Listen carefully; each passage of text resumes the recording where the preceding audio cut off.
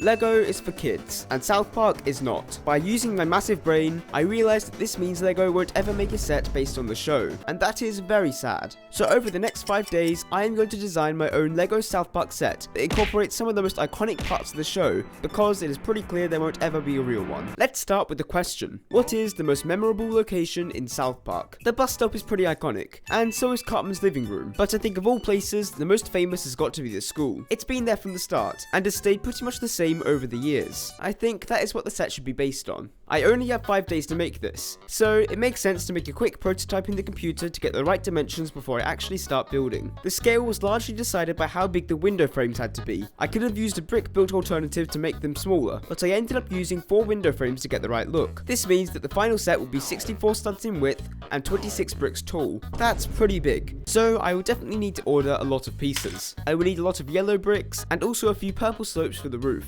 Also, I know the windows should be yellow, but let's be real. Who wants to just buy a big yellow box with a purple triangle on top? I've got to get some colour in there somewhere. Now that I've ordered those, I can build an interior while I'm waiting. There is a perfect amount of room in the back for 4 evenly sized rooms, and in each section I can have a different South Park related scene. But before we do that, I think it is time to make some South Park minifigures. The characters in South Park are very basic. They're just made of simple shapes and colours, so it should be easy to make them in Lego, right?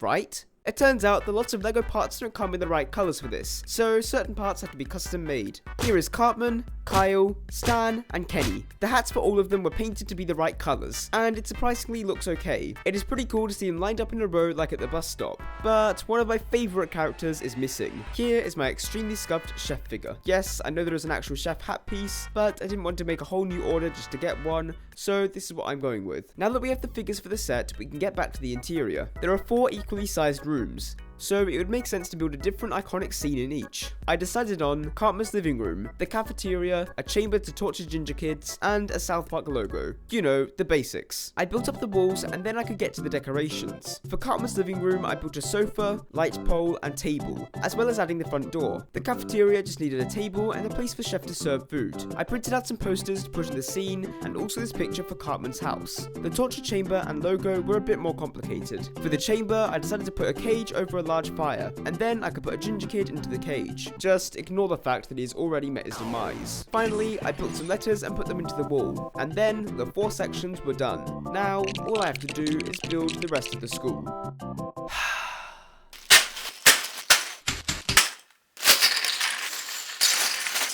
First thing is making the base shape to get the right dimensions, then I just need to build up from there, making sure to add all of the windows. After I got to the top, I built a nice pink and purple roof, and then added some snow patches for accuracy. I put blue behind the windows to get the same look as the show, then finally added the doors to get into the school, and it is done.